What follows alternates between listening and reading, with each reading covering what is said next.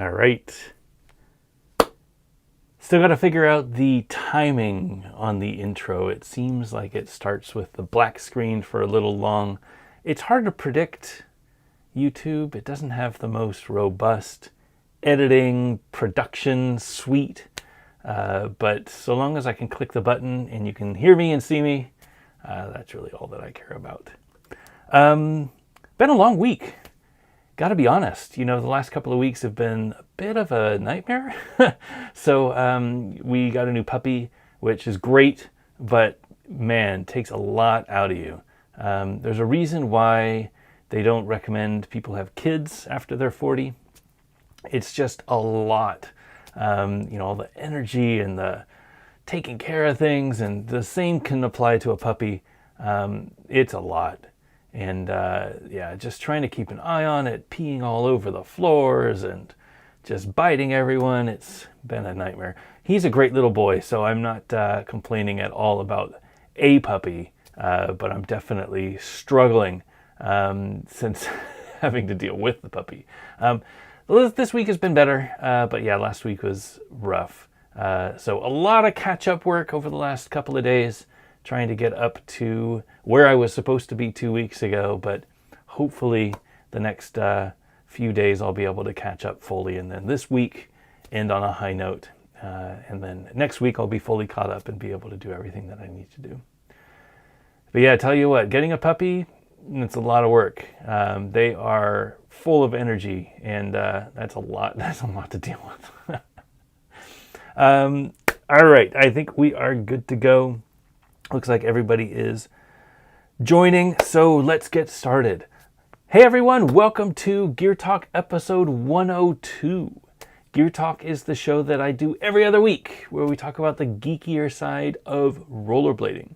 If you know the difference between the Bauer mold and the Sabotage mold and the other knockoff mold, then you've come to the right place. Yeah, there are 3 molds. I'll talk about it in a little bit. 3 molds for the same friggin' design. It's crazy talk over there. But if that sort of thing interests you, you've come to the right place. Gear Talk is where we talk about the weird stuff in skating. Try to tweak your skate sessions so that you can have the most enjoyable ride. We want to look at the durometer of your wheels. We want to look at how you strap your 45 degrees in. We want to talk about the socks that you wear and the shock absorbers under your feet, so that whenever you go out and skate, you have the best time imaginable. There's nothing worse than getting out to the skate park and realizing that your bolts are loose and you don't have an Allen key. That's a horrible situation. Nightmares. Nothing worse than getting to the skate park and blowing out a wheel and then having to just walk your ass home. That is the worst feeling. So we try to avoid that. We try to recommend good quality products. Love to answer your questions, the weird questions that you might have about skates or skating that you might not have been able to find an answer to on the internet. You've come to the right place. We are happy to chat. We do this live every other Wednesday at 9 p.m. Eastern on YouTube. If you are tuning in live, welcome. Great to have you on a Wednesday night. Make sure that if you're looking at the chat, if you've got a question for me, make sure that you tag Back to Blading. That way I can see it in the chat. I'm pretty good at keeping up on things. When the chat starts getting a little busy, it's harder for me to keep up, but I do my best to get to as many questions as possible. And it makes it a lot easier if you tag Back to Blading. That way they'll show up with a little bit of an orange outline, and I'll be able to see them in the flow, so I don't have to read all of the comments. If you are watching this in the future, and you're not able to join us for the live stream, totally understandable. 9 p.m. is a difficult time zone for people in Europe or in Asia. I get it. Please leave a comment. Any comments on the YouTube videos? I love answering any of the questions in the comment, even if it's just something that you enjoyed from the show, or if you had some feedback about something that I said, maybe some corrections. I love getting educated. These are definitely not super well documented. So all of this stuff that I talk about tonight, take it with a grain of salt. I might have most of the information, but there might be some little bit of information that I don't have, and I'd love to get more from people who are educated. So if you have information about something, that I might have recommended and done a poor job at it, please let me know in the comments. I would love nothing more than to get better. And if you have a question, same deal. Leave it in the comments. I will read all of the comments. I always do on all of my videos. And I will get back to you if I have a good answer for you. Before I start every show, I like to thank my friends over at the helmetinitiative.org for helping us with our helmet giveaway. I am a big proponent of helmets. I've had a few friends hit their head while skating. Funny enough, none of them were doing anything hard. It's not like they were doing a disaster to some rail or skating vert or something like that. They were mostly just skating down the street, and they tripped on something, or they weren't paying attention, and they slipped and they fell down in an uncomfortable way, and they hit their head. These are all really good skaters, and they hit their head, and they ended up either knocked out, or I had a friend who ended up in a coma. And all of those friends have some sort of a traumatic brain injury, which is when your brain hits the inside of your skull and it can seriously impact your life. One way to take out a little bit of insurance instead of just quitting skating altogether and living in a bubble is to wear a helmet when you skate. I always wear a helmet when I skate now. It's just the smart thing to do. Why wouldn't you wear a helmet when you're going very fast? You wear a helmet if you ride a motorcycle. If you're going very fast, you want to wear a helmet, because if you fall down and you hit your head, you want a little bit of protection. Helmets run about $50 or so in the US. If you get a certified one, you always want to make sure that your helmet is certified. If it isn't, it's nice, but it's like wearing a hat. You don't know that it's going to provide any protection. Certified helmets provide that level of protection that you can depend on. And I typically recommend the 888 Sweat Savers. This isn't a sponsored segment, but that is the helmet that I use. They're around $50, and we would love nothing more than to give you one. So we've partnered with our friends over at the helmetinitiative.org, who sent us a few dozen helmets to give away to our viewers. So if you are out there and if you're interested in a helmet, all that you have to do is fill out your name and information so that we can get in contact with you. We're not going to add you to a mailing list. We're not going to spam you or sell your information. All I need is your information so that I can get in contact with you. Put your information at backtoblading.com/helmet. That is the URL that you need to go to. I just pasted it in the chat. I keep that link up for the rest of the night. So if you're watching this in the morning, if you're watching this during the live stream, and you would like a chance of winning a helmet, backtoblading.com/helmet is the place to go. We are giving out one helmet for every episode of Gear Talk. If you are in the US, I will contact you. I will get your size, and I will mail a helmet out to you. No questions asked. All I ask is that I'd like you to actually wear this stupid helmet. Nobody likes wearing helmets, but if it's a free helmet that we're sending out to you, somebody out there is going to want it. If you put your name on that list and you're not going to wear the helmet, I mean, who are you kidding? Everybody loves free stuff, but this is something that's serious. This is something that can actually help somebody's life. Don't be that guy. If you're going to wear the helmet, put your name on the list. And I'll send you the helmet. Hope that you wear it. If you are outside of the US, it gets a little expensive. You know, shipping something outside of the US can cost, $20 or so, $30. And that's almost the cost of the helmet, not to mention the import taxes that you have to pay. So rather than sending you a helmet, we will just send you some money. So we'll get your PayPal or your Venmo, and we will send you $50 US. That is enough to get a helmet in most areas in the world, especially now that the dollar is a little bit stronger. So if you are interested, it doesn't matter where you are in the world. We will pick somebody at random to give them a helmet. Make sure that you check your email. Last 2 weeks, I've sent out emails and people have not responded. So I want to make sure that I can get these helmets to people who are actually interested in getting helmets. Make sure that you put in a good email and that you check your email so that I can get this helmet out to you. Backtoblading.com/helmet for your chance to win a helmet. And if you're interested in helping the helmet giveaway, all of the money that we use for sending money to people who need helmets and for shipping comes from our supporters on Patreon. Patreon.com/backtoblading for more information. $1 a month would be great.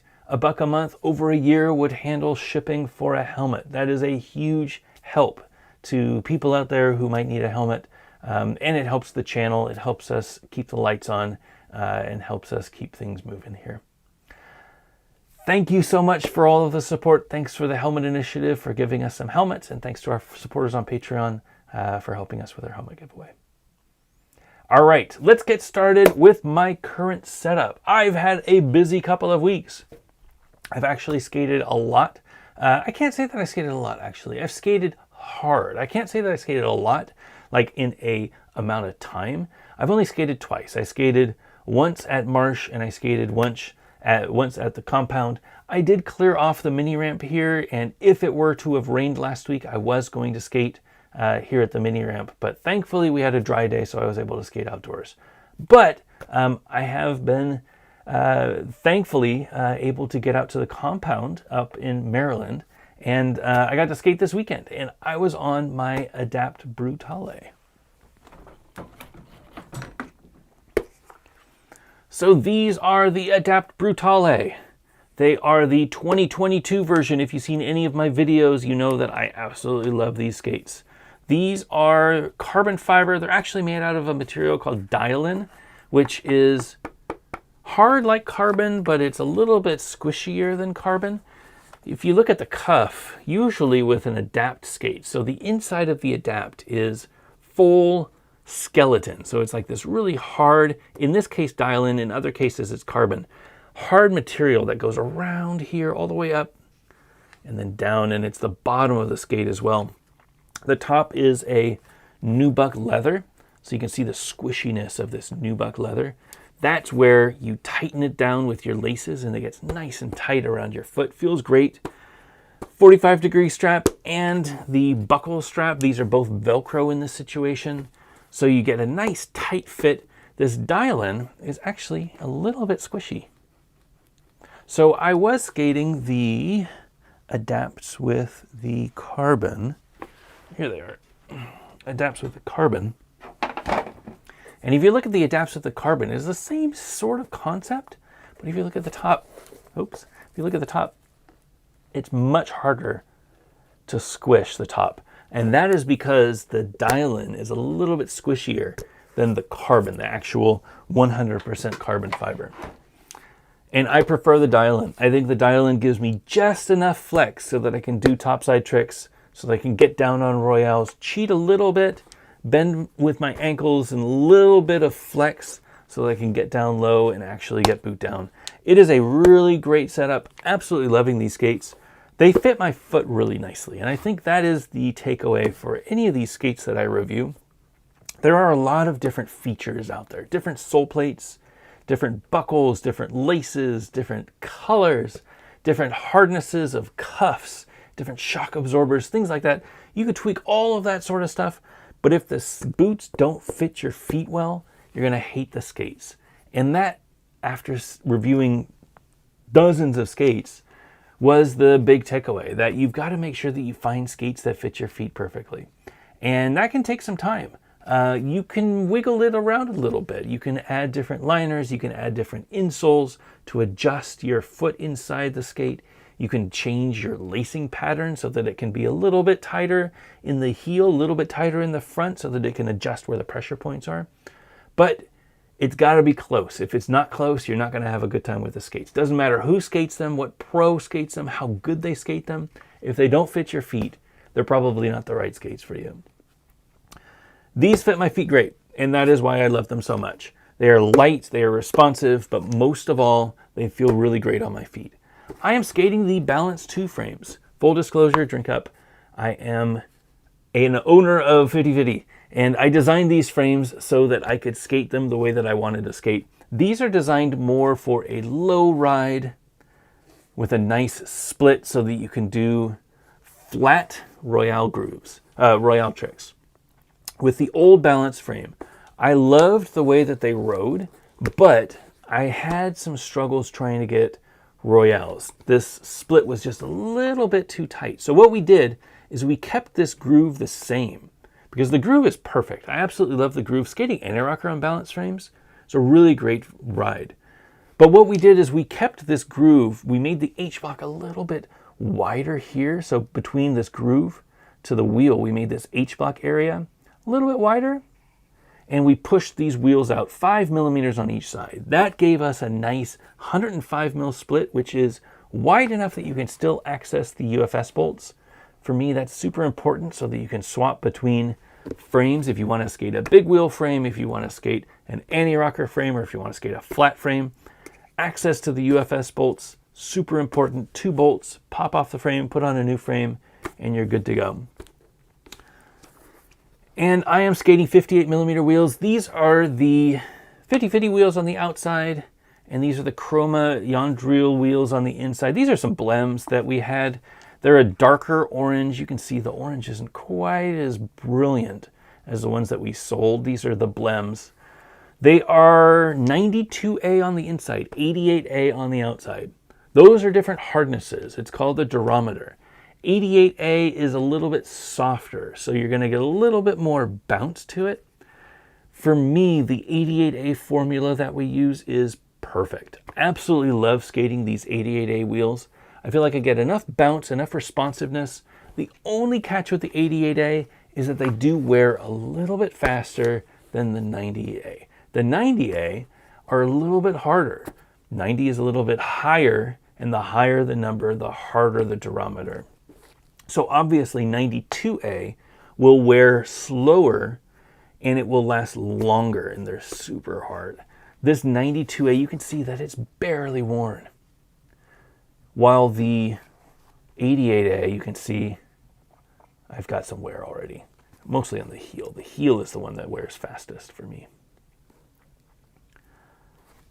But with this combination, with a harder wheel on the inside, softer wheel on the outside, I feel like I get the grip that I need when I'm skating up transition so that I don't slip out. Harder wheels would slip a little bit easier on cement, slippery cement, or on wood transitions. And I get the bounce that I like on the 88A. It gives a really nice ride, really fast wheels. And I'm loving it. I'm loving the setup. I never thought that I would be excited to skate flat, but I actually really enjoy skating flat in this setup. I did try the prime frames. I prefer the Balance 2s. I think there's 2 reasons. One, it's a lower frame. The Balance 2 is designed for a maximum 60mm wheel. Primes are 65, so it's like a 33 mil ride height versus a 30 mil ride height. 3mm isn't going to make a huge difference, but it would be like, instead of skating these 58s, I would be skating a 64 flat. So that sort of height, that would be a big difference. But I love them. They are a really great frame. I love the juice box on the side, the juice bumps. This really helps with sole tricks. And top sides, actually got my top sole this weekend, which felt great. And when I locked on, it felt like I just slid for days because it doesn't have a lot of resistance. Locks on really nice and solid. Yeah, I felt like I skated really great this weekend. Had a really great time at the compound. If you are able to get up there, they are having a event in November, I think it's the 13th, where they're celebrating Grindsgiving, which is an event that Angie Bender is putting on. A lot of us are going to go up there. I'll be up there if you're interested. I think I'll have a booth. I think they're doing booths. So I'll have a booth so that I can show off some of the stuff. I don't know what we'll have by November. What do we have by November? We'll have a couple things. So I'll have a few things that I can show off while I'm up there. Not sure that we're going to be selling anything. Maybe we'll sell some stuff. But most of all, I just want to meet everybody. It's going to be a really great event. Amazing place to skate. Whatever skill level you're at. Some of the stuff is a little difficult, a little high. All of those grind boxes and the rail that I was skating, they're probably about 2 feet tall, which is a good jump. You know, typically a grind box you want between 14 and 16 inches or so. We're talking 24, so it is a good jump. You have to really commit to get yourself up there. That big down box that I was skating, absolutely no joke. Like, that is a scary box. It is high, it is fast, and the landing is just a nightmare. But there's plenty to skate, plenty of stuff to explore, and the mini ramp is amazing. So if you like any of those things, or if you just want to come out and hang out, definitely get some more information. I think it's on the website, maybe on Facebook. I don't know where you can get more information, actually. I think I put a link in the last video. So you'll be able to find information there. for Bladesgiving. It is the 13th of November. It's going to be a lot of fun. You've got a couple months to get out there. So no stress, but if you're able to make it out, it is in Maryland. It's about a 6-hour drive for me, which is pretty far. But, if it's a few hours for you, it would be great to meet you. I don't know when I'm going to skate next weekend. I'll probably stick to this setup. We've got some 56 mil wheels coming in. I don't have an ETA on when they're going to drop, so I'm not going to skate those until I know when people can check them out. But we definitely have the wheels coming. They're just taking forever on the boat. And then I'm going to skate those and see what they feel like on this flat setup, because I think that a 56 on these frames would be absolutely fun.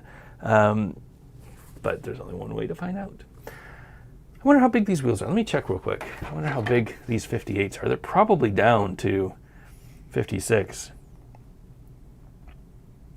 They're 56 and a half right now. So my rear wheel is 56 and a half. My front wheel,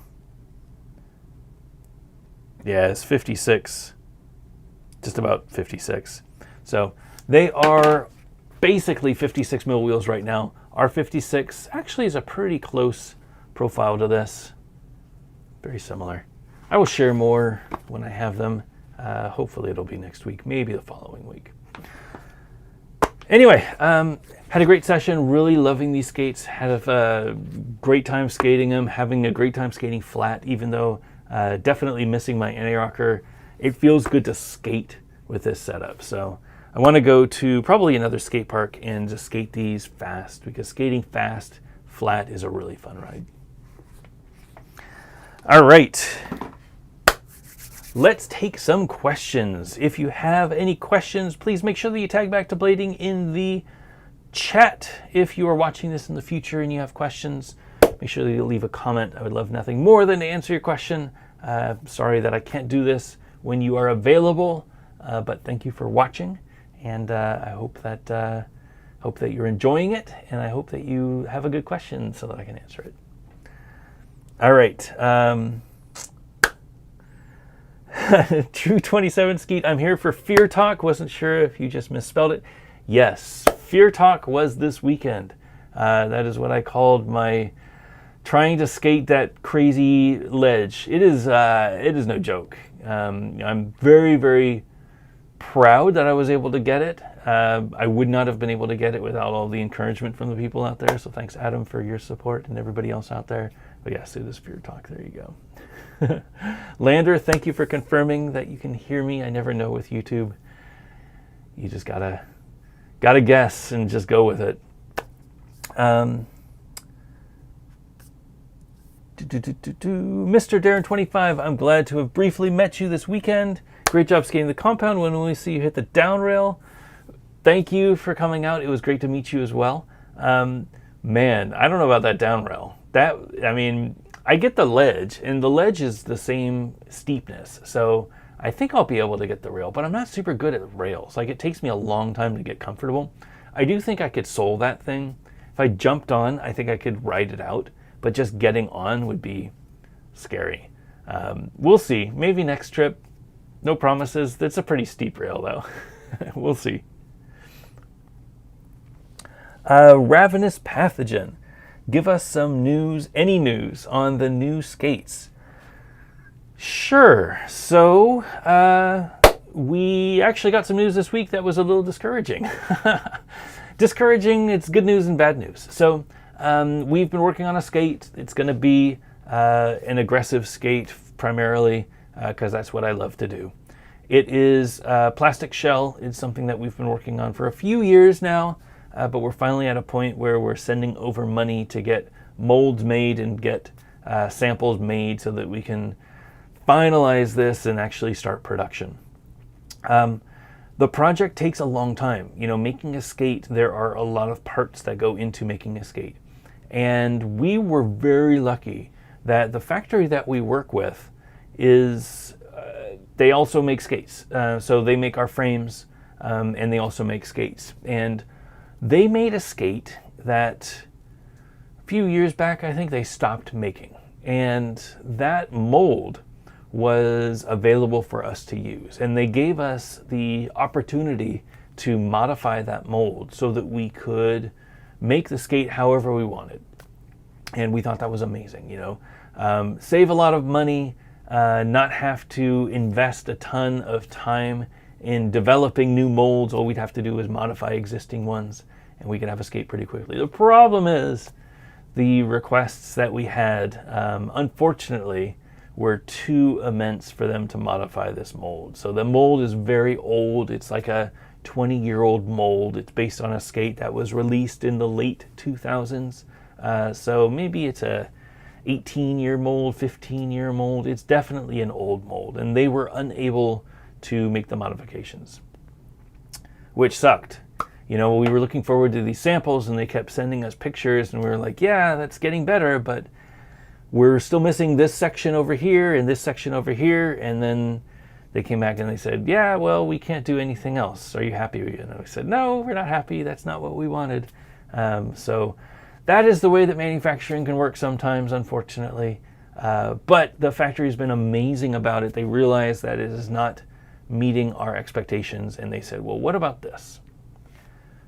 What if we worked with you on making new molds, and we would work with you on pricing, and we would do everything brand new with the latest technology, 3D printing and 3D modeling and all that. And instead of basing this skate on an old mold, what if we based it on your drawings? So we sent them over drawings to say, hey, this is what we would like the skates to look like, and this is what we'd like them to function like. And they said, great.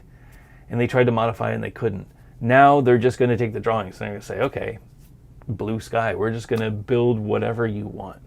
So that came in this week. They sent me the drawings. I have some drawings on my computer that I haven't looked at yet. It's been a busy day, but they sent them this morning. So I need to look at the 3D drawings and see that the boot looks the way that it should. But that's pretty cool. So actually being able to afford our own molds with a brand new design that we would be able to make it however we want is huge. So stay tuned. Still a lot more news to come, but it is what this week, beginning of this week, looked as pretty bad, has actually turned into a pretty happy change. So one lesson I will say is treat your vendors with respect. You never know what deals they can work for you if they like you. If you are a jerk to your vendors, I mean, same goes with, if you don't have to do production of frames, you can go to a restaurant. Treat your waitstaff with respect. Treat the people who are cleaning the table with respect. You never know what you're going to get. If you come in there and you start, pushing people around and demanding things and, barking out orders, they're not going to want to work with you. I have been super flexible with all of the little mistakes that they make, and they have done a lot of business with us. We've done, I don't know how many frames, but it's all of the Compass frames, all of the Balance 2 frames, and all of the Prime frames are at this factory. So thousands of frames so far, and only more. We've got more on the Ocean, and we've got more in production right now. So they know that we are serious about this, and we always treat them with respect. And I always try to have good conversations with them and ask them how they're doing and their families are doing and things like that, especially around COVID.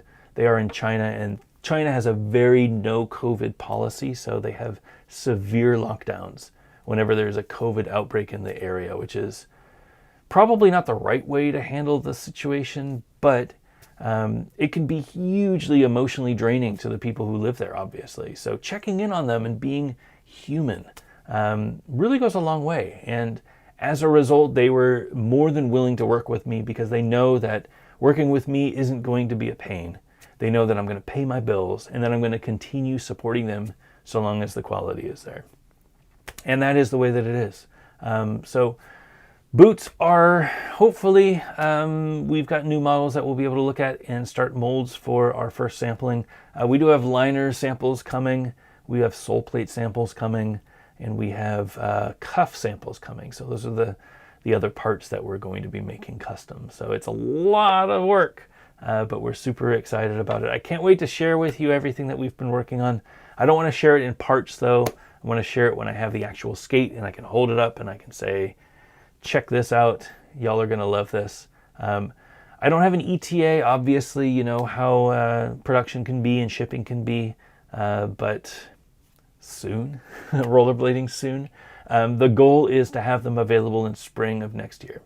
So who knows how long it'll take for me to get these samples, but fingers crossed I'll have probably some, you know, first samples out of the sample mold in November. I think that's the goal. So I think it's pretty realistic. They said 30 days. So long as the drawings aren't too off, yeah, we might have skatable samples in November. So that will be an exciting time. But stay tuned. I will keep giving you more information on Gear Talk. Again, thanks everybody for the support. It's been a dream to come out with your own skate, and you know, I'm this close to actually making it a reality. All right, what else we got? OG Homeless Kid, is mesmer sizing closer to Mondo, Euro, UK, or US sizing?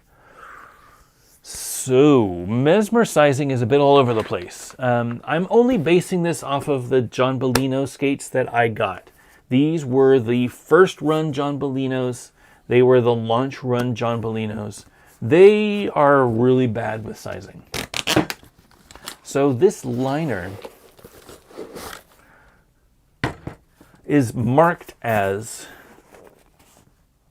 28 to 44 10.5. This is not a 10.5. This is more like a 9.5. It is way too tight for my foot. I've heat molded it so that I could make more room in it. It just doesn't work.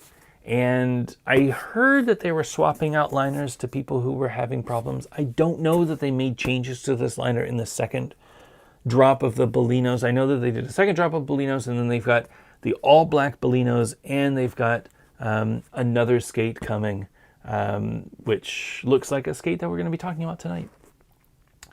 I hope that they changed the liner and they made some tweaks, but I'm assuming that the John Bellinos that are out now are the same. This 44 shell, this is the 43-44 shell.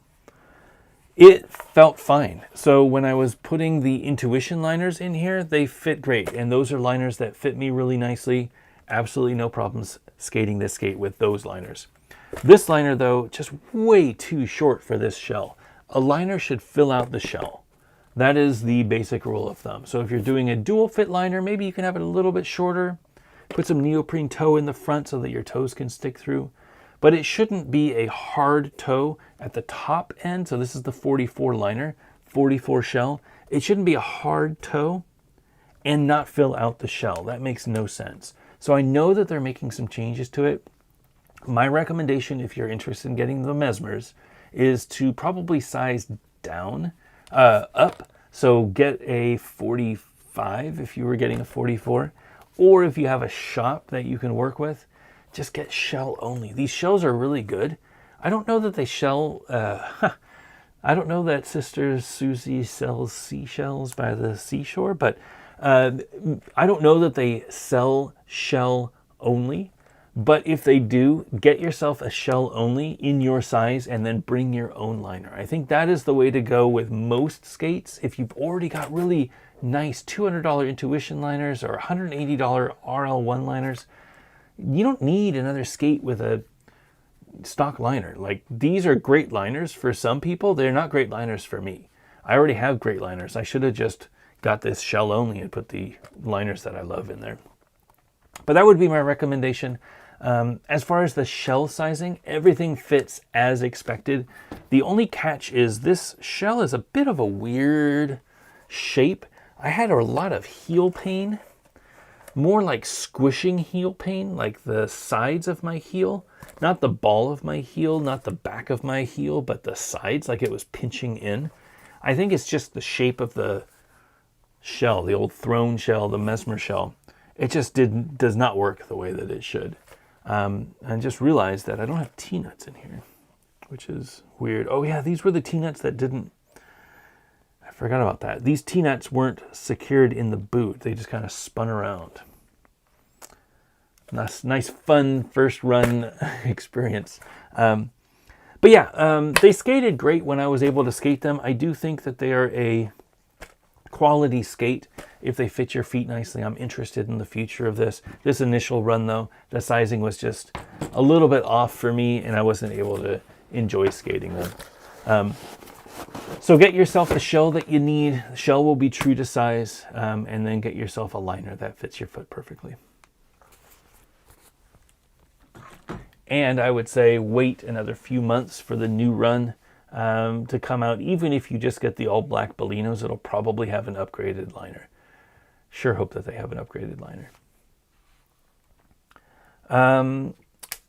Otavio Rios, have you tried skating the Faction skates with the crown liner? Just curious. I have not. I haven't skated my Factions in a bit. It was weird going up to the compound. I was almost going to say the Faction. Going up to the compound, not skating Factions, because everybody up there skates Factions for obvious reasons. I have not skated the crown liners. Maybe I should try those crown liners. I did like the crowns in the Tim Frankens, the Gods Tim Frankens, which are the old USC 7s.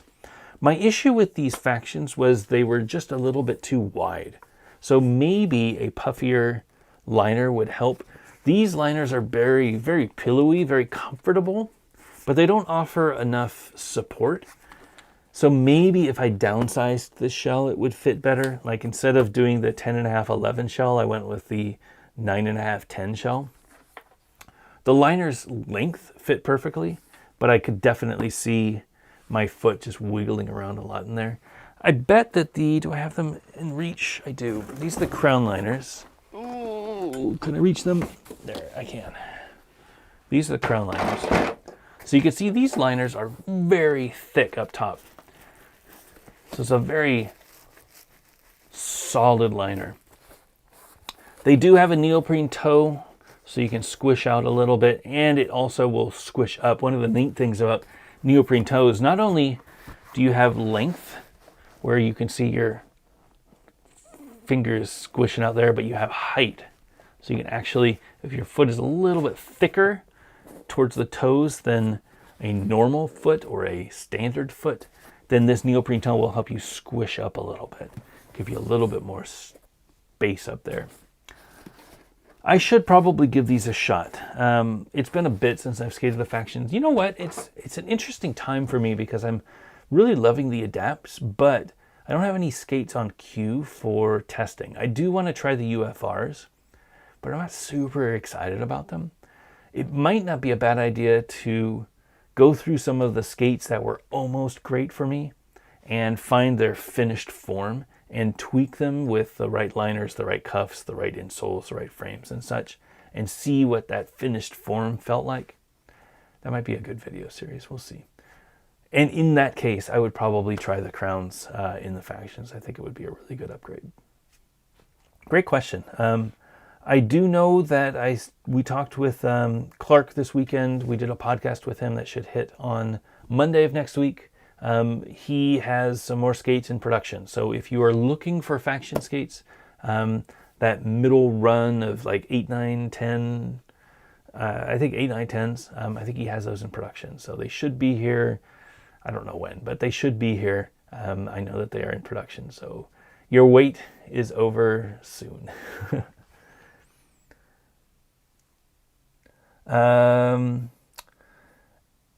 Xander Williams, congrats on the fresh mold being an option. Yeah, it's a sigh of relief that they want to work with us, to be honest. It was a little nerve-wracking, but that's business. Anthony Mejia, is your boot going to be on the narrow side or wide side? It's going to be on the middle to wide side. I have a fairly standard foot width, but some of the guys on the team have fairly wide feet, so we'll make sure that we can accommodate more wide. I think there's no shortage of narrow skates out there. You know, the Majestic 12, the Aeon, the Mesmer, you name it. They can be pretty narrow. We'd rather have a skate that can fit more people. The brand, the vibe of the company is going to be more about inclusivity. You know, this is a skate for people who like to skate. It's for people who like to tweak their skates, like to modify their skates, who really are passionate about quality, who want to adjust things within their skates, adjust ride heights and shocks and sole plates and things like that. It is a skate that we're really sweating the details to make sure that every little thing is thought through. And I feel like a slightly wider skate, like a DE, is a little bit better than a C skate. That's the width scale. That way more people can fit into it. And if we need to put little shims inside the boot so that the boot is a little bit skinnier for those of us with slightly narrow feet, then we'll look into that.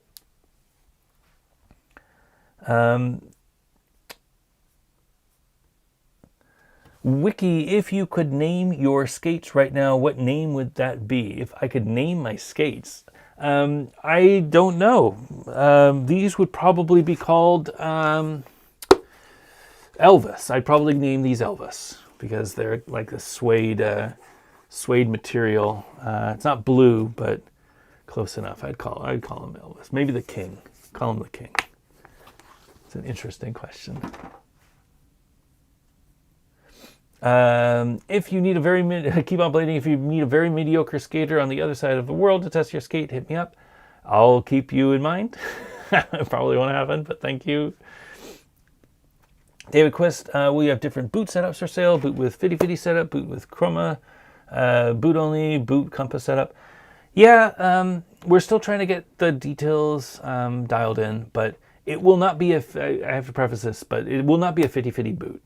It will be a different brand altogether. And the reason for that is we don't want riders to feel like they have to skate for 50-50. This is a boot company. Just like with Chroma, we didn't want riders to feel like they had to skate 50-50 frames. Chroma is about making high quality wheels. It has nothing to do with frames. So the boot should be making high quality boots, nothing to do with frame companies. There will be a stock frame that comes on the skate, along with stock wheels that come on the skate, and a liner that comes in the skate. But that doesn't mean that the people who will be skating for this brand need to skate for 50-50. In saying that, I do love the idea of customizing setups. I think having options so that you can go to a website and you can buy the skate however you want it. Super important. I bought a new Apple Watch. So this is a Series 8 Apple Watch. I had a Series 5 before. Little plug for Apple Watch. I have a heart condition.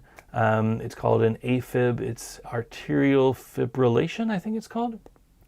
Basically, it is when your heart gets a little crazy sometimes. And my trigger was excess caffeine. So if I drank way too much caffeine, I would start getting, just out of the blue, my heart would just race. Like it would feel like a butterfly, like a hummingbird. It would just go really fast. And I clocked it with my Apple Watch at 140 beats a second, which, a minute, not a second, that would be crazy. Which is a lot. And, that can be really serious. So I went through a bunch of tests and got it sorted out. But as a result, I always wear my Apple Watch now. It's not to look cool, it's to stay healthy. So I want to track when I'm having any sort of weird issues with my heart, and the Apple Watch does a really good job of tracking that information. When I was picking out my Apple Watch, there was an amazing interface for picking out what color watch you want, whether it's the silver one, the gold one, the black one, the titanium one, whatever, and then picking whatever bands you want. So you could swipe through and you could swap around different bands. You get the red band. I used to have a black band. I have a blue band. I have a woven band. I have a Nike band. I have a bunch of different bands, and they're all compatible. Kind of like how UFS is, right? So I envision a way that people can go onto a website and they can customize their skates the same way that I was able to customize my Apple Watch. I don't see any reason why you shouldn't. I know there's a few skate shops out there that let you customize stuff. I want to make it really simple. And my background, what I do as a day job, is in web development and design. So I think that will be a really fun project for me to work on. And I know that I could do it really well. In saying that, offering a boot with or without a liner, with a sole plate of many different colors, different colored boots, different frames from different brands, with different wheels, with different bearings, with different laces, with different liners, all of that stuff is in the cards. That is what excites me about doing this boot, because if you look at it, we sell frames, bearings, laces, wheels, hardware, all of the stuff that you would need for a skate. We just don't sell the boot. So putting that last piece of the puzzle together would give us a really great way for skaters out there who are getting back into it to know what skates I recommend, right? Well, I built a skate that's perfect for me. It would help people out there who want to try the skate a one-stop shop to customize the skates however they want. Now, we will still support shops. I love shops. But I don't expect a shop to have everything that I make available at all times. There will be a SKU that they can purchase, just their skate in the shop. They can get them boot only if they want. They can get them shell only if they want. But they'll have access to Fitty Fitty and Compass. They'll have access to Chroma and mushroom blading and all of the different wheels that we make. So they can customize that skate however they want for their customers. I'd like to do the same thing. So that is the dream. I think it's going to be a really progressive way of looking at skates. And I don't know that anybody's really done it, but I know Adapt and USD have definitely done a custom thing. This is a little different, and I'm really excited for the challenge. And I've got all the parts, so I've got everything in stock that can make it really fun. So got to get there. Hopefully spring. That's the goal. Great question, though.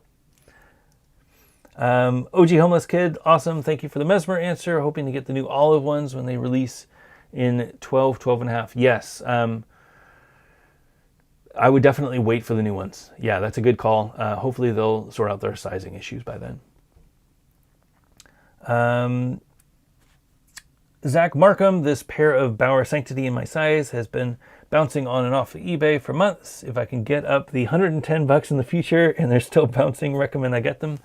I don't recommend anybody gets 20-year-old skates unless you just plan on putting them on the wall, or you have a show every other week where you talk about the geekier side of rollerblading. I think skates are going to fall apart. They're made of plastic, and plastic after 20 years is very brittle and it just crumbles. So unless you plan on skating them, if you have an emotional attachment to those skates, I don't think they're worth buying.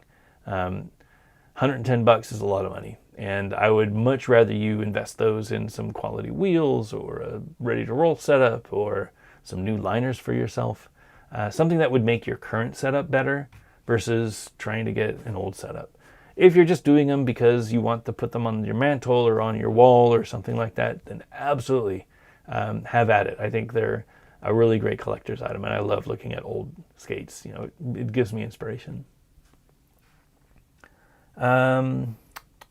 Lots of boot questions. Sorry for that. Pat Wolf 83, will you be releasing a photo or drawing concept of the new boot anytime soon? We'll probably have samples in November. That's probably where we'll start releasing some drawings of it. So look for information in November. Something might happen, and it might take longer, but November is our plan for our soft release. Jordan Craig, the UFR feel great and are super light. I have a pair. They're way up there. I can't reach them. I have a pair set up with some Compass 80s. I'm super excited to skate them.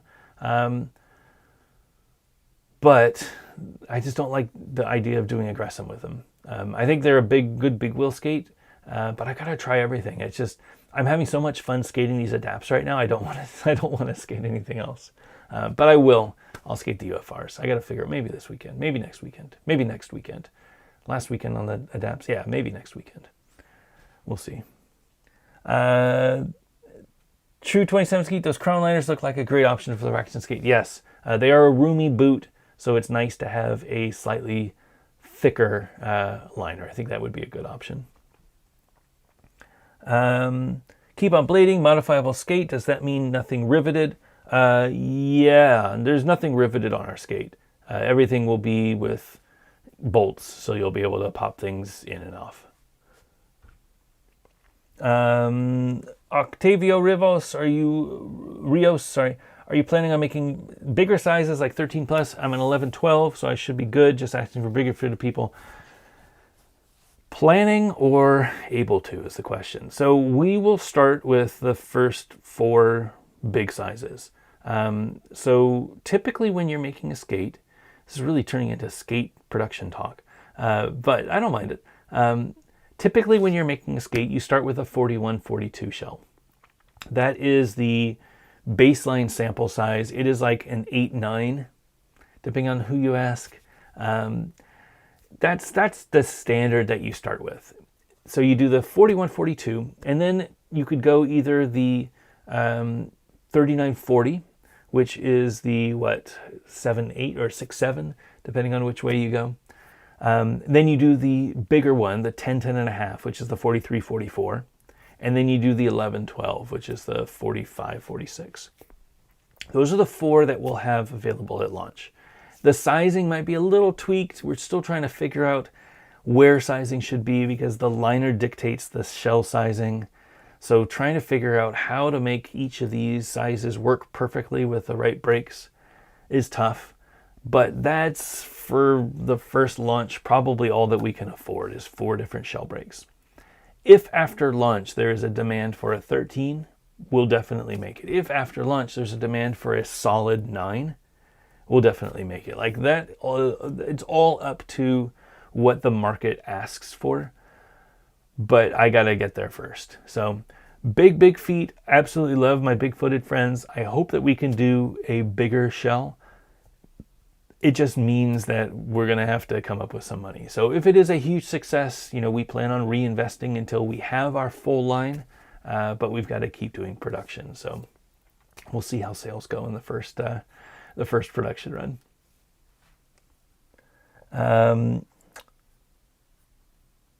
Xander Williams, do you have a boot company name? Yes, we do. We have a boot company name. We've got logos. We've got ads. We've got socials. We've got all that stuff sorted out. So we're ahead of the game there.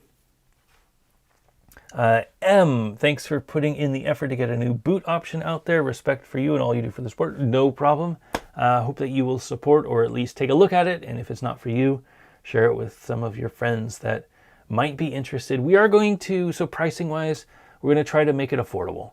I'm not a huge fan with how expensive skates have gotten in the last couple of years. Just a couple of years, they've gotten really expensive.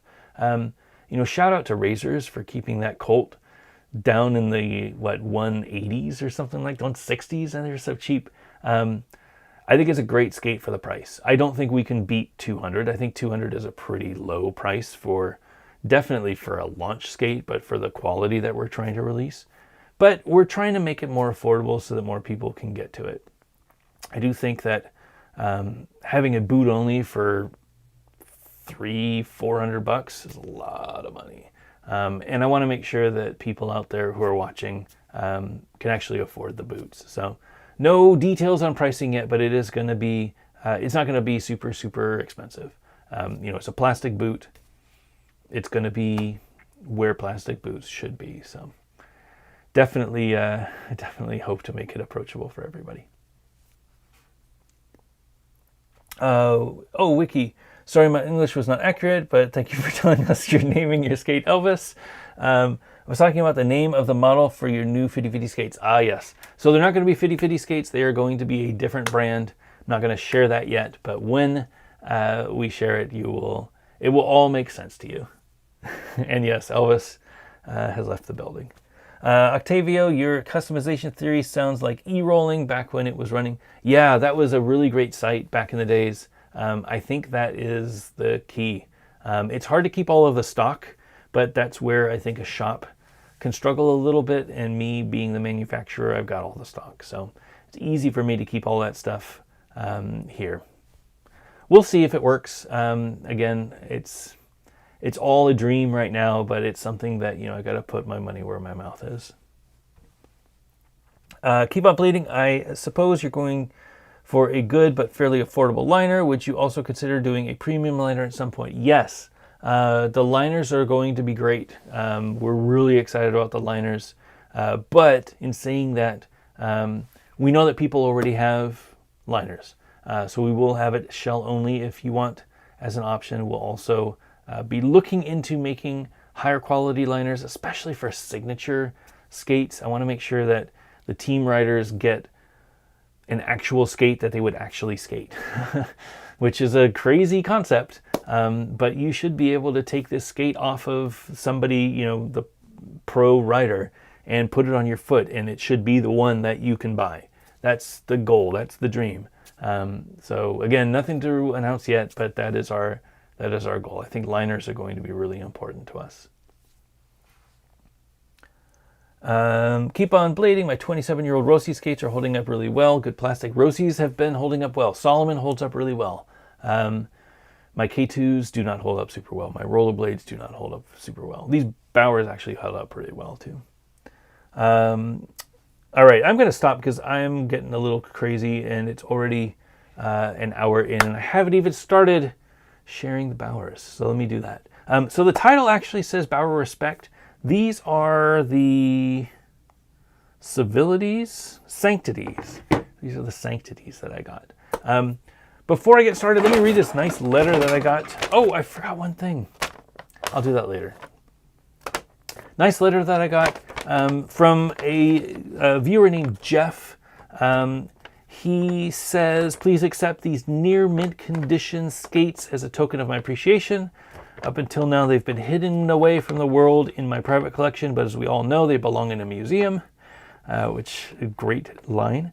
There's no National Archive of Aggressive Inline Skates, so I figured the next place is your collection, preferably next to the Solomon STI Pros, which I finally found. They're all the way up there.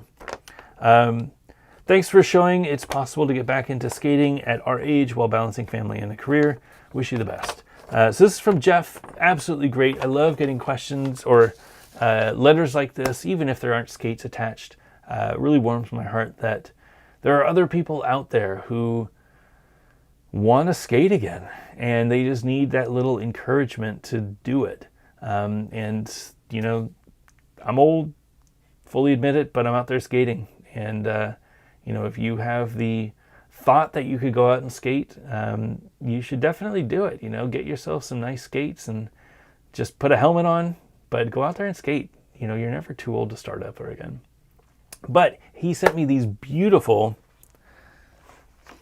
near mint. He wasn't joking. Near mint Bauer Sanctities with the cards still on. Look at that. These were probably like in a box somewhere. They still have the labels from when they were on the display.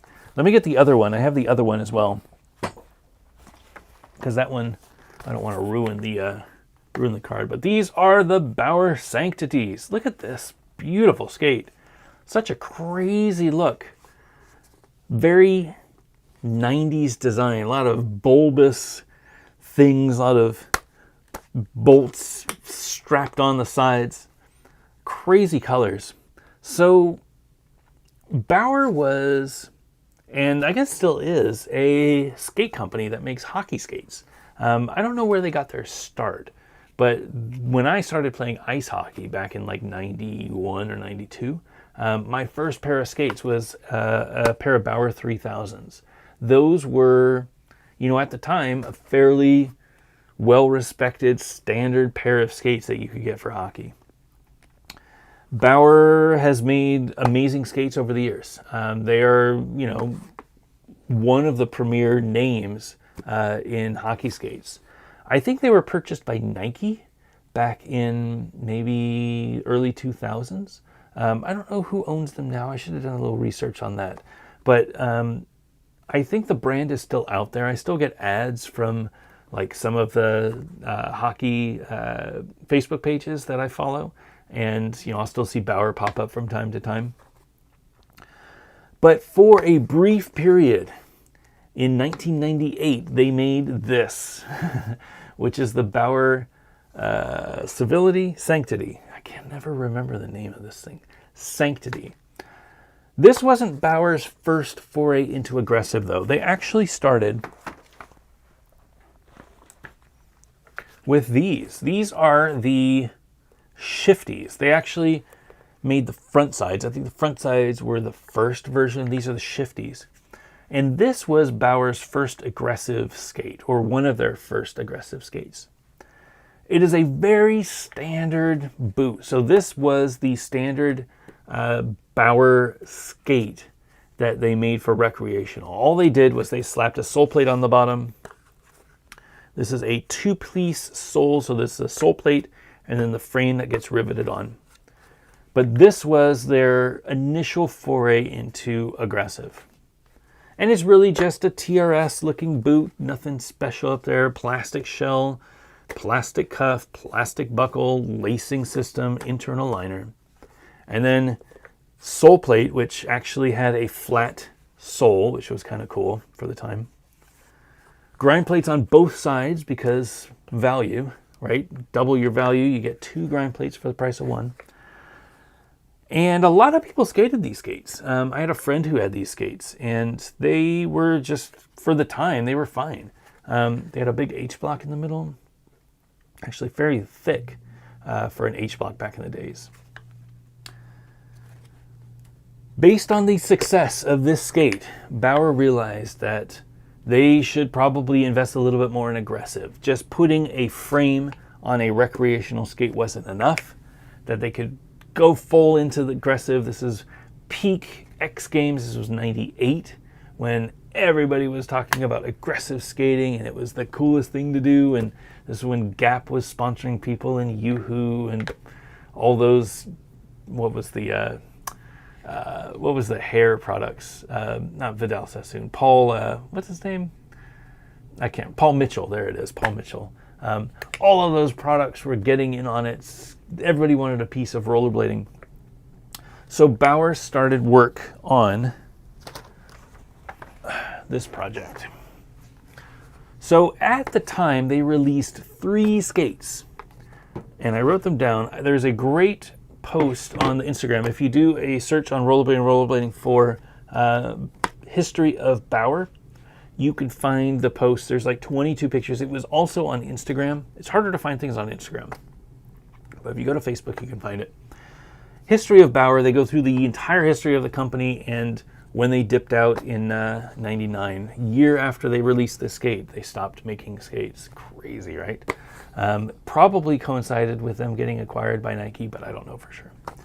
Anyway, this skate was one of 3. So this is the Sanctity. They also had one called the Respect.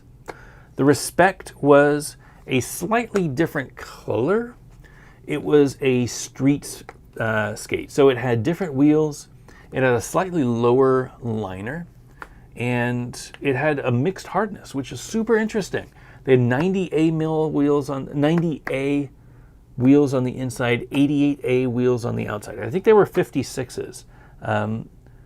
Super cool. Like mixing hardnesses back in 98. Like that's crazy. So a lot of interesting designs with this. Now, I think most people will look at it and say, what the hell, this color is crazy. The color is definitely crazy. And I think a lot of people got turned off because of the color. If they had made this in a black, all black with some gray or something like that, I think they would have been fine. And if you look at this post, you can see that they had some concepts for a little bit more subtle version of these skates that they were going to come out with. And some of the samples actually got out there, but they never made the light of day because they shut down the project before then. But if you look at them, it is a plastic shell boot. It has a super interesting lacing system. Probably the most obvious thing on this is this lacing system.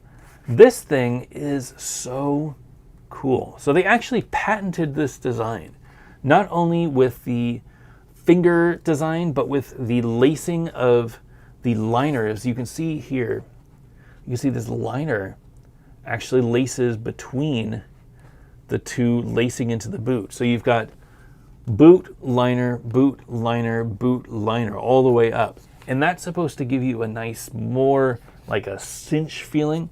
These fingers, just like that, the nubuck material on a carbon skate, the fingers will really suck into your foot. You can see how squishy they are.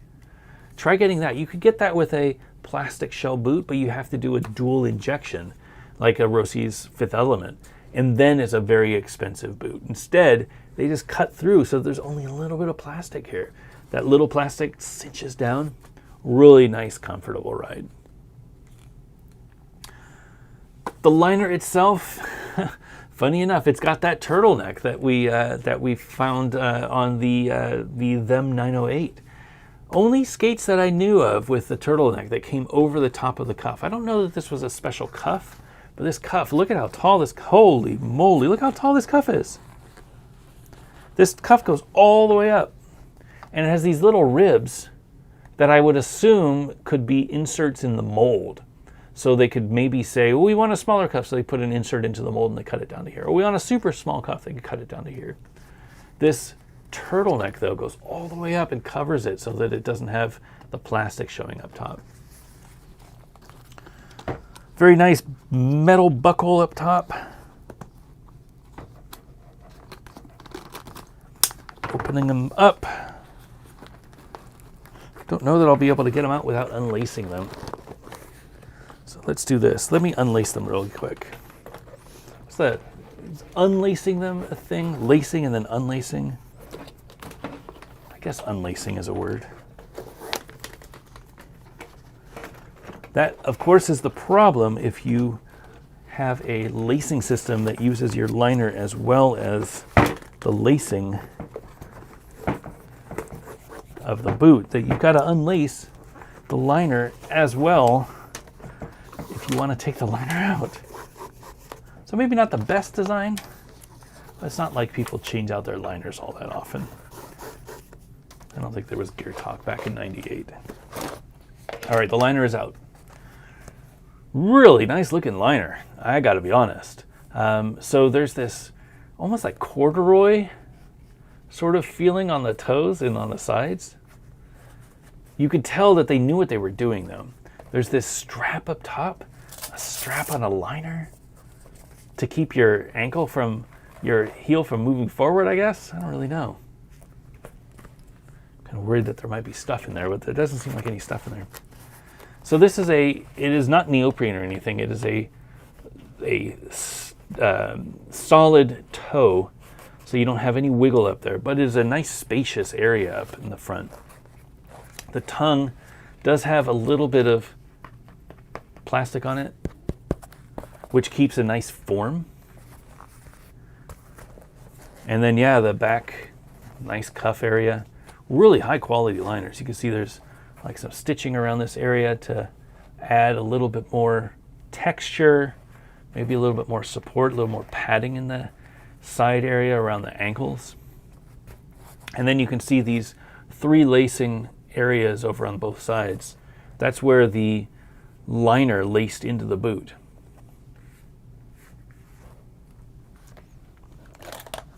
On the inside, this was a raised heel boot, so there's no shock absorber to speak of. It is just the inside of the shell. Nothing crazy going on in there. But you can see the rivets.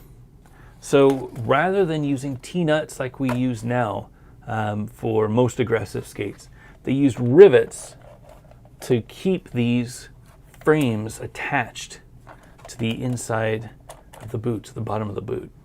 And you can see on the bottom of the frame, you can see the rivets underneath. It's up here. Really easy to see the rivets up there. So there are 4 and 3, 4 on each side up here, 3 in the back. So what's that? 8 and 6, 14. Plus there's a rivet in the middle, which looks like the rivet in the middle kept this sole plate on. So this bottom section is actually a sole plate. You can kind of see there's a bit of a gap here. The sole plate attaches to the boot with a single rivet, and then the frame mounted onto the sole plate with all of these rivets. You probably got a very solid ride with this skate. Very little flex. You don't have that problem with the single UFS bolt holding the frame and the sole plate to the boot. This was distribution of pressure points, distribution of the weight when you're skating. Probably felt really good to skate. So the bottom, the sole plate area, this is a flat sole, which I don't know that there were very many of them out there at the time. K2 definitely had a flat sole. Might have been it. I think the Dirk maybe was out at the time. That had a flat sole-ish with a big heel. You can see the sole plate in the front. And then if you look, you're doing sole tricks. Nice flat sole, so it created a flat sole. You can see this raised heel in the back. They did release this boot as a recreational skate. So you could buy the frame, recreational frame, probably from the front side. Where did it go? Or from the shifty, probably this frame on this boot without the sole plate, and they would sell it like that. Which I think is pretty smart, trying to get the most out of your boot, right? The cuffs were riveted as well, so we've got a lot of rivets on the frame, we've got a lot of rivets on the cuffs. This wasn't the most modular skate. Back in those days, there was no UFS. The standards were still being worked on, so they just kind of went in with a clean slate and said, build us the best skate, and this is the best skate that they did. Can you believe how tall this cuff is? That's super tall. The frame, super interesting. So it does have a maybe removable H-block. It has a bolt in the middle, so this H-block could be pulled in and out. Probably when you wore through it, they would want to replace it. Probably they wanted to beef up this area, and trying to injection mold this much material in there was a little difficult. This was before K2 patented their H-block, and they got the patent on the H-block. So after K2 got the patent, they probably would have had to stop using this anyway. That's what patents do to people. You know, there's nothing weird about this. It's definitely not, you can't even tell this is a replaceable H-block, but I'm sure that it infringed on a patent, so they weren't able to do it.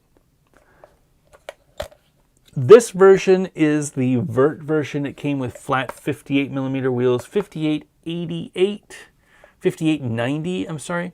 They are from Hardline. Hardline was a wheel company. I think they were poured by Lebeda. Maybe Bravo, maybe Lebeda, I'm not sure. Maybe Lebeda. They were an AJ Jackson wheel company. This whole boot, somehow AJ Jackson was their point person for design and for marketing and everything. AJ was never really that guy in skating. I don't know how he got... He must have sold himself well, because he didn't have the... I don't know, the talent, or like, he was a very marketable guy in the early 90s when skating was very simple and flashy and spandex and dancing. But as soon as aggressive started coming out, he didn't really have the skills like the Arlo or Chris or, you know, Tom Fry or anybody like that. So it was a very strange pick to throw all your money into AJ, but it is how we got the Rock Roots wheel. We wouldn't have had the Rock Roots reel unless we had AJ. And the infamous 4 Dubs grind plates. Because when you're burning it up, you need 4 dub. 4 dub. So weird. Bauer, a big company, put 4 dub burning it up on their products. I mean, you do you, Bauer, but that just seems very short-sighted, especially in the late 90s. That was probably not something that you would do. I don't know. Do your thing, Bauer, do your thing. Notable with this skate, and this was something that you saw a lot back in those days, is the sole plate had a gap for Royales. Royales were a thing. They were a trick. You know, you can see there's a groove up here. This was probably more designed off of the Dirks. So if you look at, oh, can I reach them? If you look at the Dirk design, you can see that they also have sole plate, and then this little area here where you would do royales. Very similar concept. Sole plate, and then this area here where you would do royales. Back in those days, we didn't have a sole plate, like a backslide plate, not until probably the Razor Super Flats, or flats, that they had a sole plate that actually had a groove for doing royales and groove tricks. You would do them on the boot, and you can imagine trying to do a rail with a boot material, boot down on a boot material. It's going to go very slow. That is why back in the 90s you would see a lot of people do these gnarly rails royale, or they would do balanced backslides. It's because they were balancing mostly on the boots, and the boots were typically a softer material because obviously you can flex the material here. You can't flex a frame. Frames are going to be hard, more brittle, faster. The boot's going to be soft, more flexible, and slower when you're doing grinds. So if you could get down on this boot, you could balance out a backslide for days. Unities, same sort of thing. We don't do that very much. I don't think any of our skates right now encourage people skating, doing backslides on their boots. I think they're mostly on the sole plate somehow. Very, very cool. So this led to a lot of imitation and knockoffs. This was 98. Remember, they went out in 99. So they released the skate in 98 along with two others, following the same style and mold, and then they had one rec skate. They were working on a few others, but then they shut down this program in 99. So they only were able to release one series. However, they had a lot of imitators in China, where they were very quick to knock off skate designs back in those days. This Bauer, what the heck is it called again? Horrible name if I can't remember. Sanctity. I always want to call it the Civility, but it's wrong. Civility was the brown one. Civility was the low end one. And then Respect was similar color, but it was more of a street. So Respect, Sanctity, and Civility, those were the four. There was Honesty was the rec skate. Honesty was the rec skate that they came out with. They did have a few imitators, one of which is this Airwalk. If you remember Airwalk from the 80s, this is one of the knockoff skates. So you can look at this look down, and you can see it has some of the characteristics of this skate. But it's not this skate. Oh, can I get it? So if you look at the look down, you can see the similar styling, but it's definitely not the same skate. Look at the sides. They don't have the groove like this one did. On the wrong side. Yeah, on the wrong side. They don't have the side groove, the Royale balance groove. This is a full sole plate. Has these weird pronounced lace protection system. This one has lace protectors, but it's definitely not as pronounced. The toe, very different. The opening of the toe, very subtle but different. Not only this, but everybody's favorite, the Sabotage, which John Julio used to create the Them 908, which started the Them skate. Again, completely different mold. This one has all the swirls, has the toe box. The one that he was using did have little protectors here. He got rid of those. He made an insert for those. But you can see, this is the Bauer, and this is the 908. Very similar look, but they are not the same. The depth of these tongues for these fingers for the lacing. This goes down maybe, what, 20 mil or so. These go down super far, like 40 mil, much further. Toe is different. The heel is different. Most of this skate is inspired by this skate, but it's definitely a completely different mold.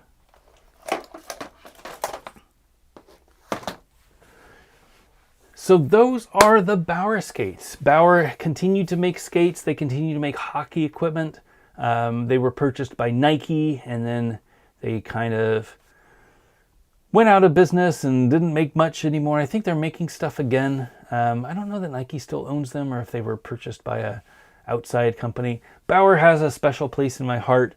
It also kind of reminds us of the time in the 90s where things got weird and everybody was making skates. Bauer was making skates, Fila was making skates, actual skates. Like, they invested in making their own molds. It wasn't just a rebranded thing. They made a mold so that they could make skates, so that they could be in this market. That's crazy talk. Can you imagine anybody doing that right now? I mean, Salomon was making skates back then. Salomon is a ski company. They were very successful with their skates. But skiing, like, there was so much money to be made in inline skating that every brand that had any sort of involvement with boots or skates of some sort or skis of some sort wanted to get their cut. And wild times. We're definitely not in those times now. But it is fun to look back at projects like the Bauer aggressive skates. The investment that they made for 1 year worth of sales, just incredible. What a bubble will do to you. I don't know where those molds are now. I don't know that Bauer still owns them or that they were destroyed. I've never been over to China looking through, factories to see if I can find the molds or anything like that. But my hunch is that the molds are destroyed, that nobody will be making them anymore. But there was a rumor that they were going to bring them back a few years back, during the COVID boom. I think AJ was talking about bringing them back as the hardline skate.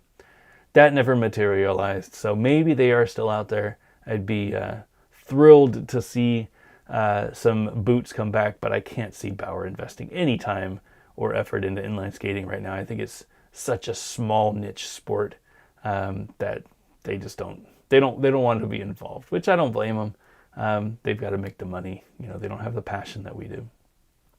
Anyway, Jeff, thank you so much for sending these skates. It was amazing to have them. I will definitely put them on the wall. They don't have a hook, so I've got to figure out a way that I can put these on the wall without damaging them. I don't know how. Maybe a little clip or something. Figure out how I can do that. But they will definitely live in the museum on the wall somewhere, maybe up on the top shelf, because they are an amazing example of big companies getting into skating, not quite knowing what they were doing, but throwing everything that they had in there. They're designers that don't know skating, coming up with some crazy ideas that, as far as I know, aside from the crazy look and color, these skated really well. Anyway, thank you so much. This was a real treat. I really appreciate it. All right, done with Bauer. Let us take some more questions. It is 10:24, so I'm going to go through as many questions as I can. If you've got a question, again, please make sure that you tag Back to Blading in the chat. If you're watching this in the future, make sure that you leave a comment in the video so that I can get back with you. I read all of the comments. I'll answer any question that you've got. Thanks again for watching, and let's see what we've got.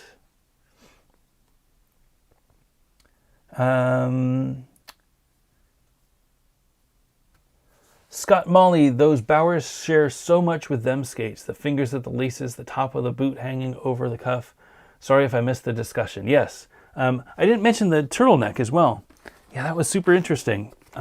So these Bauer Sanctities have the liner that goes over the top, just like the 908s did.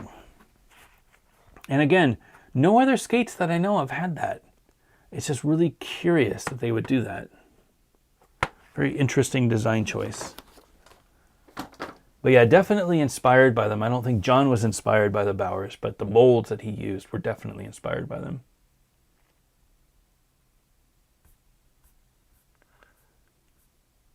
Right. Ravenous Pathogen, I think you're going to have to plan for future episodes to do a lot of talking about your new boots, as until they're made, everybody wants to know as much as you could say. I agree. I try to share as much as I can. Obviously, I love to put on a good show. And if I can surprise you with some new skates that you're going to love, I'm going to want to make sure that it's all polished before I do. So you probably won't see anything, but I'm always happy to talk about how we're doing. Ultimately, I want your support. I'm doing this not just for a fun project, but I want to make a skate. I want to have people out there skating skates. I want to be able to produce skates, and it's hard to do without people buying the skates. So I want to make sure that I make a skate that people love, people are excited about, and watching Gear Talk, I already know that you're at least interested in some of the things that I have to say. If there's a skate that I would create based on what I've learned from reviewing dozens of skates, I think most of the people in the audience would at least take a look at it. If you need new skates, maybe take a chance and pick a pair up. But it's a little far off for that. But I will definitely share as much information as I can as I have it. Keep on bleeding. Glad to hear you have a company name now. Just tell us what it is. You will know soon enough. Don't want to open your presents before Christmas. Zach Markham, your build your own skate sounds a lot like Roller Warehouse's builder. Roller Warehouse does a really good job. I think I could do better, but again, I think Roller Warehouse does a really good job, and I love Roller Warehouse. So I hope that they would include our skates in their skate builder. They would obviously, they would have more options because they have access to more boots. They have access to more frames. So we would be limited by the product that we have in-house. But I feel like we would have the best quality. There's no fluff. Everything that I make here, I try to make sure is as high quality as possible. Otavio Rios, do you have a team for Pro Am Flow in mind? Yes, we have all three of those actually. We've already been talking with people to try to get them on board. Everybody's very excited. So more news to share soon, I hope. Judas Link, any plan for more 50/50 bags? Yes, we would love to make more bags. We've had some issues with our factory. They are a little bit more expensive right now. I think the global supply chain thing has been really difficult for the materials that we use for bags. And unfortunately, I don't want to have a bag that's $100. I don't mind paying $100, but I don't want to put a bag out there that is $100 to people. We don't make a ton of money on the bags, and it doesn't make sense to me to bring out bags that are so expensive people won't buy them. In saying that, I do want to make more bags. We're trying to do it, but we got to get these prices down. And hopefully, the way things are looking, it looks like we'll be able to get the prices down pretty soon. Shipping prices have gone down dramatically since summer. The last 12 months has been really difficult, but the shipping cost also factors into the cost of the bags because they are pretty big bags, so they cost a lot to ship. So yes, we will have more bags. This is going to take some time. Keep on bleeding. If you watch ice hockey now, everyone is on Bauer Vapors. They're owned by a company that makes all kinds of hockey products. Bauer Vapors, that's it. Yes, I've seen Bauer Vapors. I've seen Bauer Sticks as well, so I know that they're still doing things. There must have been a gap where maybe they stopped, and maybe Nike was the brand that was, I don't know how it worked, but I have to research a little bit more on Nike, or on Bauer. I haven't been really following hockey in the last 5 years. It hasn't been something I've been super interested in, but I have seen, definitely have seen the brand out there. So I know that they're doing some really good stuff. They did great engineering on this skate. That's what's so crazy about it, that they blessed us in aggressive with this crazy engineering without really understanding what we need. I guess they listened to their team, but Things are different now. I think if Bauer came out with a skate now, it would be very good. But yeah, it would be a very, very different skate, that's for sure. Jeffrey rolls again. Glad you like the skates and hope your new molds produce something a little better looking. Regardless, I'll be getting a pair. Thank you. I hope this is Jeff who sent the skates. Really appreciate it again. Means a lot to have people out there think of me when they have stuff that means something to them. I will definitely take care of them. Obviously, in the future, if you need them back, just holler. I'm not going to be skating them or anything like that. But it's nice to have them here so that I can share them. And obviously, I loved talking about them. So thanks again for sending and thanks for watching. Eddie Hines loved the During Firewall shirt. I was listening to the latest podcast on the way here. Just felt like it was a good night to wear a During Firewall shirt. Got a new Apple Watch. My new Apple, what is this? The 14 Pro, the deep purple. Love the Apple, so definitely a good blog to read if you're into Apple stuff. All right, are we good? Mr. Darren 25, I have a pair of Sanctities, and I must say that liner is best. Form-fitting because of the lacing system. They do fit in the 908s. Feel way better than the stock them liners. This liner is pretty legit. I got to be honest. It looks like it's got all the right things in all the right places. I think the lacing things around here, super smart. I don't know of any liners out there that do that. Now we just have lacing inside the liners, so the liners basically got the lacing itself, which makes sense. But I love the idea that this would lace into the boot as well. Super smart. And I don't recommend skating those skates, but there you go. Keep on Blading. Apparently Fila still makes rec skates. I heard that. I think they make these things. I think these are the Fila skates now. These fake Bauers. I think I've seen that with their brand on it, but I might be wrong. SSJ Meta, do you have any roller balls on the wall? They were blades as balls as wheels instead of the traditional slot. I do not. I would love to find a pair. I know that Tree had a pair and he skated with them. I haven't been able to find a pair. Maybe there's some on eBay. But yeah, roller balls. What a weird time. Again, anybody with an idea could get funding to make the craziest skates because rollerblading was so big that, oh, I'm going to make a new rollerblade that's going to be even better and you're going to have more stability. Like, all right, go for it. I don't know that a rollerball ever had potential, but it would be great to find a pair and do a test. Maybe pop the frame off and put them on some modern skates. That would be really funny.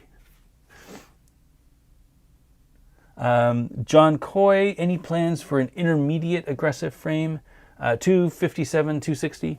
You know, we make the core system, and the core system is 250 and 270 and now 290. We were able to do the 290 because the way that I don't have a core here, but the way that the core system works is the extrusion that we use to make the cores can be of any length and any shape.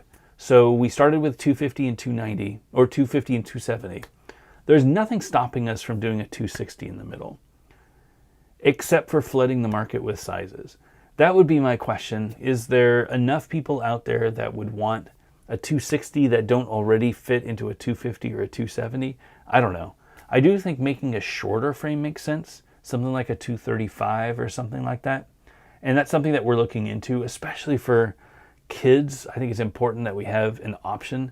I know there's a lot of those cultic K skates out there, or J skates, whatever they're called. And, you know, there's Transformers and there's the Genesis Junior. So there's a few different UFS skates out there designed for kids. I would love to have a core available for them. A little expensive, though. I mean, I can't really get the costs down. They're going to be an expensive frame. But some kids are going to like it, I guess. The nice thing is I don't have to invest in a new mold in order to do those short or long sizes. You know, with 3D printing, we're able to just do on-demand frame walls, and we can do the cores of whatever length. So won't say no to 260. Probably won't happen with a plastic frame, but it might happen with a core frame. Keep on blading. Last question. When are you making a frame and wheels so we can skate rollerball style? Probably will not happen. Never say never, but it doesn't seem like something that adds any value to my life. All right. I think we are good. Thank you all so much for joining me tonight. This was a really fun show. Bauers. I mean, who would have thought we would have some box fresh Bauers on this show? That's definitely something that I've wanted for the wall. One of the weird ones. Now I got to get the Filas. I got to find some nice Filas. The Cooties? Is that what they were? No. What were they called? Crusties. I got to find some of those and see if I can get those for the wall. Hope you get a chance to skate this weekend. I will be hopefully out there. I don't know where I'm going to go. Maybe I'll go to a different skate park, but still skating flat on the adapts. And then probably in the next couple of weeks, I'm going to jump over and try to skate those UFRs. Since everybody's been asking about it, I still have them on the wall, so I got to get out there and skate them. Hope you're being safe. I got my vaccine last Sunday, I think. Yeah, last Sunday. I got the multivariant thing from Pfizer, so it has the Omicron as well. The next day I was a little tired, but I was fine. It sucks that we're getting shots all the time. Shot. But it's the way of life right now. I really don't want to get COVID. I don't want to get sick. I have a lot on my plate, and if I get sick, that means that I have to miss out on getting work done, and I don't like missing out on work. So I don't feel like we're at a point now where COVID, especially with the vaccines that you've got, are going to be a huge impact to your life. I don't think deaths are really a risk right now, but I just don't want to get sick, to be honest. So I'm going to keep getting vaccinated whenever I can. Encourage you to do the same. We will have that event up in November at Clark's Ramp in Grindsgiving. Hope to see you there. Plan on coming up. I'm going to invite some of the team up there to skate with us as well. It's going to be a really fun weekend. And again, it would be great to meet you if you're able to. That's about it. I think it's been a really busy week. I'm really thrilled to be here with you on a Wednesday night. Kind of breaks up the week for me, especially after starting the week off on a bad note and then kind of having a nice triumphant return with the mold situation. So super excited about the future. Can't wait to share more with you. It's going to be great. I'm really, really excited about it. I can't wait to share. Hope you're doing good. Hope you're safe. And I'll see you again in 2 weeks.